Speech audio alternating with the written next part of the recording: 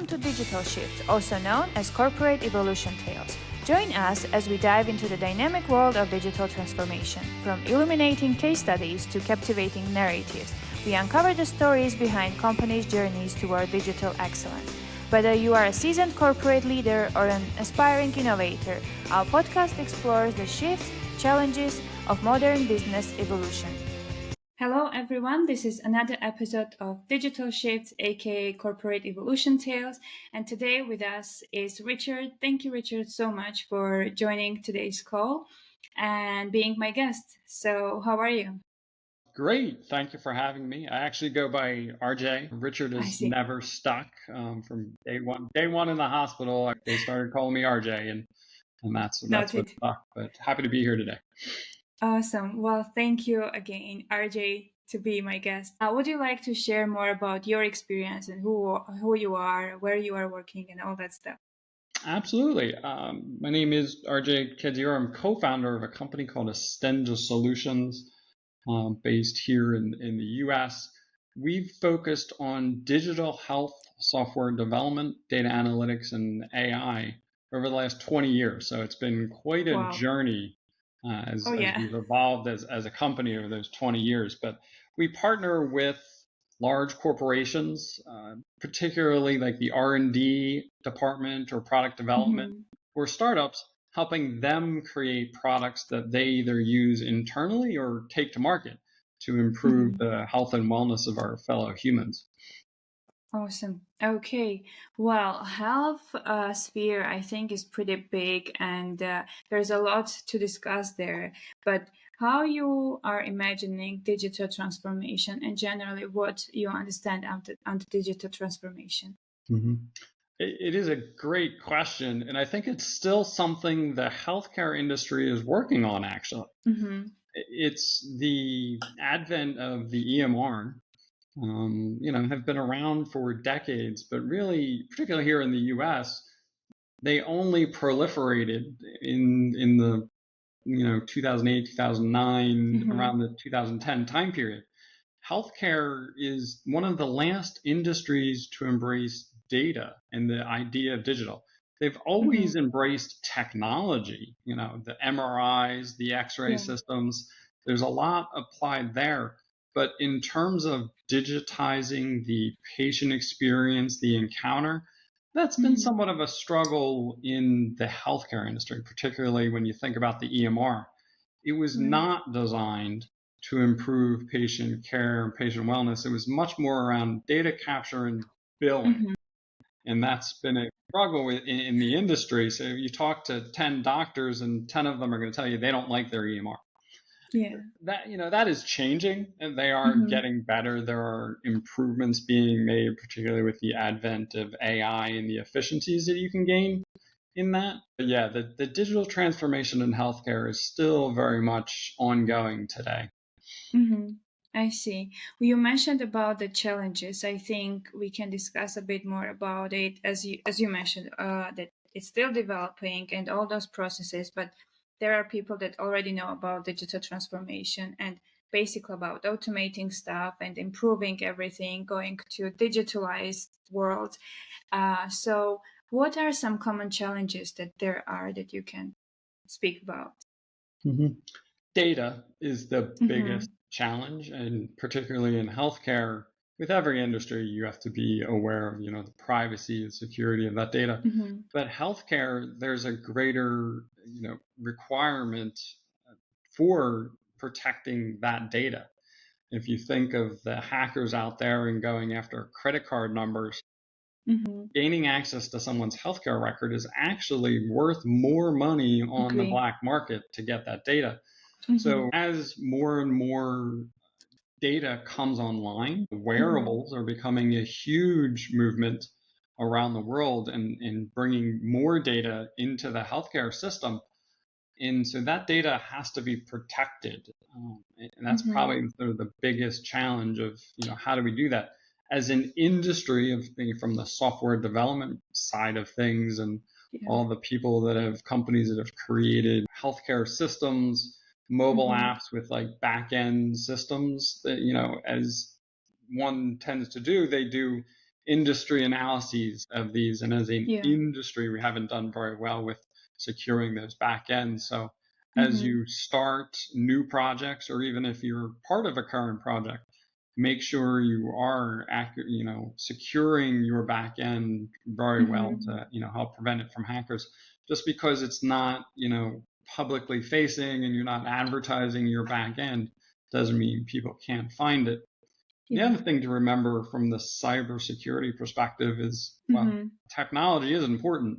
It is very much about the people and the process. There's a lot of insider hacking that goes on, and just being able to, social hacking to get somebody's user ID and password to get access to a system. I see. And I think when we are speaking about data, first thing that is coming to my mind, well, the security of the data is using AI, and generally the data that you have, I assume most probably you can't use anything like GPT and all that stuff, right? So how you are handling with recent trends of using AI in the processes?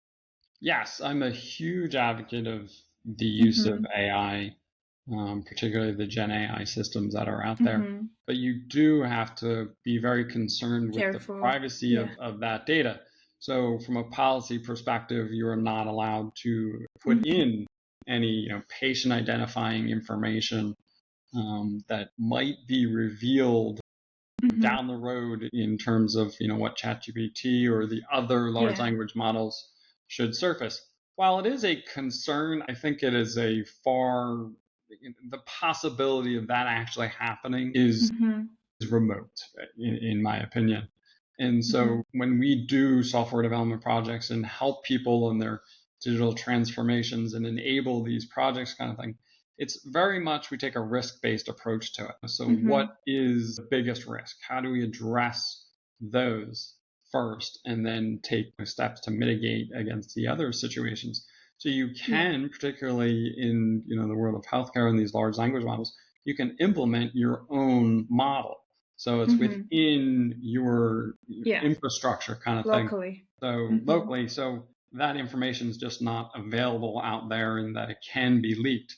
So there are options and ways to mitigate the possibilities of those types of situations. Awesome. Well, I recently helped my company to gain the certificate of ISO 27001. I think that's one thing that is also kind of related to your world as having the protected data. So do you think that having that knowledge of how to treat the data is important for the team, and how you are making sure that everything is happening so they have the proper knowledge? Yes, and I love that you mentioned the idea of the ISO standards. The standard is ISO 13485 certified, which is a medical device quality management system. We have a good quality management system process. But a big part of that in how we do software development is through SOPs and checklists to make sure as you're implementing these projects that you are at least thinking about all of the things you need to think about. In the early stages of working with a startup, you might not worry about performance or scalability, but at least you're thinking about it. Okay, we are making a conscious decision in this early stage to not worry about security, or not. Sorry, you always have to worry about security, not worry about the performance. But it's to what level, from a cybersecurity perspective, what level do you implement those protections? Starting with ISO 27001. There's NIST standards from a software development perspective. Look at OWASP, OWASP. Huge resources for developing secure systems. We sort of think of this concept in the world of software development of shifting left. Instead of worrying about the cybersecurity of your application on the back end when you're deploying it, you start thinking about that really early on, even in your design. So secure by design, privacy by design, starting from the ground up as those things are core concepts in the products you develop. Yes, agree. A lot of people are mentioning during these episodes of podcast, that it's important how you start the digitalization and generally how you are starting with the process, and you just mentioned it as well. So what kind of things are important when you are starting on this path of being digitalized or automating or keeping data secure? I would say do your research. Mm-hmm. At this point in time, there's no reason to sort of figure this out on your own and reinvent the wheel. There are systems and capabilities that exist to let you hit the ground running. Yeah.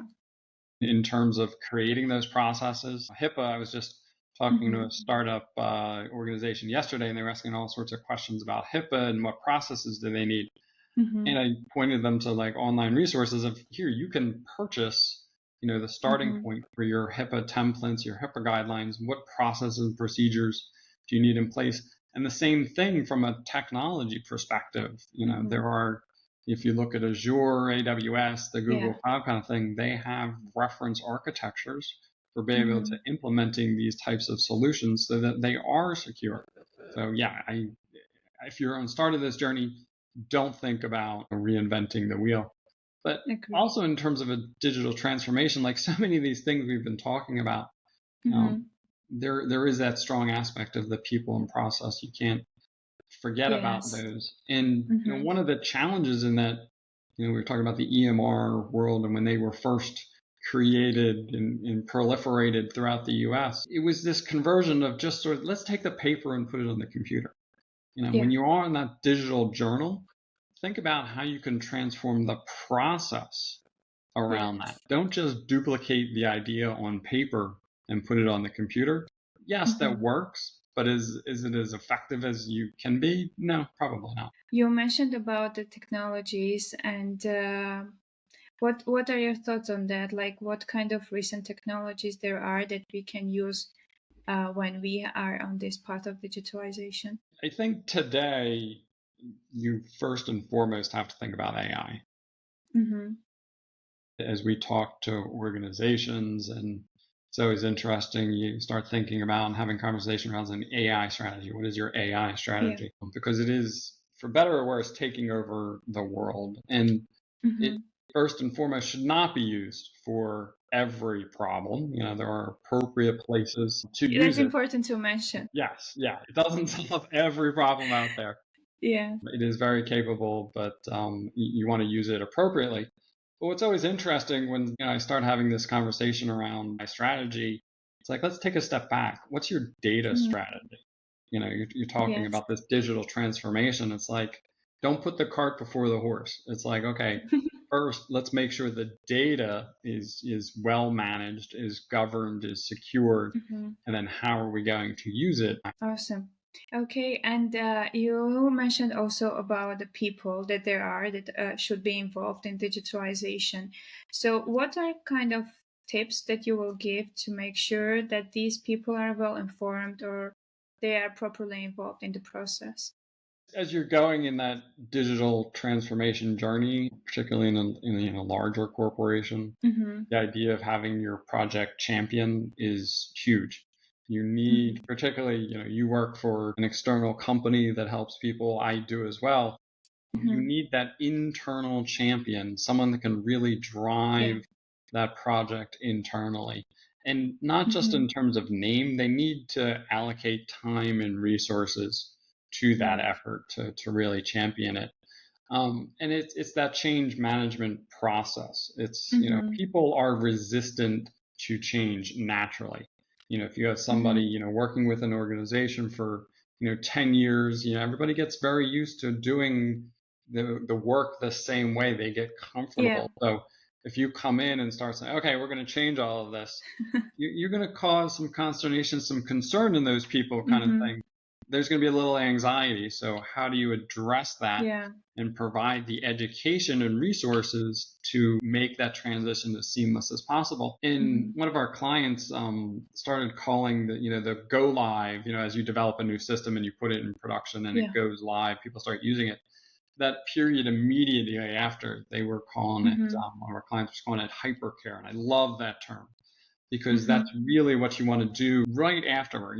Is it, depending on what the system is, for a couple of weeks, maybe even a couple of months, just hyper focus attention on helping the people that are using those systems to get them to be as productive and as quickly as possible.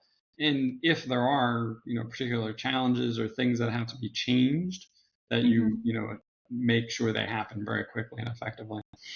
Yes, agree. And you mentioned about change management and generally doing it properly, but I think there is also one part that is related to lessons learned as well. Like it's also important to keep the historical data on stuff that we learned on it, right? Or to have generally the documentation that will help. So, do you think it's important to have that kind of book, workbook, or something that will help people to understand the change and understand why it was done?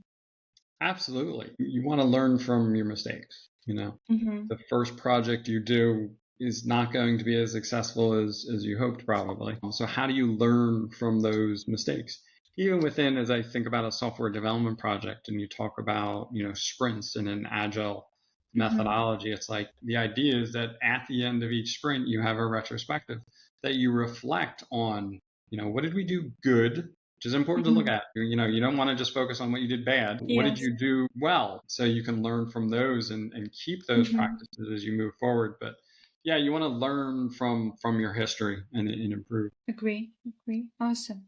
And looking back, what are some key lessons or insights you gained during these years of doing digital transformation? I think we talked a lot about them. It's that, focus on, I think, of two things. Change management. How are we thinking about the people involved in everything we do? You want to, keep the people first and foremost. Technology is obviously very important and a huge aspect of moving to the digital world, but it's much more about the people. And two, taking a risk-based approach. You're often resource constrained, within a project, within an organization. You only have a certain amount of budget, certain amount of time, certain number of people. So how do you manage the risks associated with that project? And while you might not be able to eliminate all of those risks, it's like, then how do we mitigate some of these others so that they have less of an impact? And the other thing I like to think about, particularly in that risk management category, as you enter any project, whether it's technology or not, there are what are termed unknown unknowns, things that you're just not even aware of as you start that project. So when you think about those risks, how do you discover and uncover those unknown things to make them known as soon as possible, such that you can, do something about them if you need to? Yes, that's such a good phrase, unknown, unknown. I think it's something that I'll use a lot from now on. Well, you mentioned about budgeting and one of the risks that there is related to it. I think a lot of people are, well, they're thinking twice before starting digital transformation, also because of the budget and the cost that is coming with it. But do you think is it about the cost, or is it about still the worth of having the digital transformation, so you can go with better process or stuff after it is done? Yeah, one of the things that is interesting about a digital transformation is afterwards, you are going to discover so much more about your processes, about your product, about your company. Because once you have the data that is in a usable fashion, a lot of possibilities start opening up. We just mentioned these unknown unknowns. That happens too once you have this data in a usable format. If you're always entering sales orders on a piece of paper, or in the old days of healthcare when you're doing paper charting, getting that information and making it usable was very difficult. Now, as we have this information available digitally, there's so much more that you can do with it, and so quickly. We say AI isn't the solution to every problem, but applying AI to that digital data opens up a world of possibilities. We have a couple of projects going on right now where we've put that large language model sort of a front end, the ability to just chat with your data. So instead of needing to understand data analysis in, SQL or R or SAS programming language, so you can just ask questions of the data and then it'll surface those results to you to help you explore and really uncover those things that you can't do if the data is on paper. Yes, agree. I think you brought a good point about how we are using AI, because a lot of people and a lot of customers that they think that when they are saying, okay, we want AI-based product or anything, it's easy because of it being like very fast and all that stuff. But as you mentioned, it's all about security and properly training it and making sure that you are using it in right parts of it, so you can't just put it there and say, okay, that's all. Awesome. Okay, well, I think this will be my last question to you, RJ. It's about the advice that you would offer to other companies or to other people to take into account when starting their digital transformation. I would say, one, start your digital transformation. It's the amount of data and information that you will be able to gather and understand to drive your business forward in a positive manner. From a cost perspective, from a change perspective, it can be disruptive, but I think time and time again, I've seen where it is well worth the effort in making that data available and the efficiencies that you can gain in that process. So I would definitely start that journey. Amazing. So to everyone there that is listening to this podcast, it will be just start and everything will be okay if you will take into account the suggestions and tips that RJ gave us today. Awesome. Well, any last words you would like to share with the audience? No, I think we covered a lot of ground here too. It was a great conversation. Appreciate the opportunity to chat today and share my thoughts. Yes, sure. Well, thank you so much again to be the guest. And yeah, have a great day. Thank you. You too.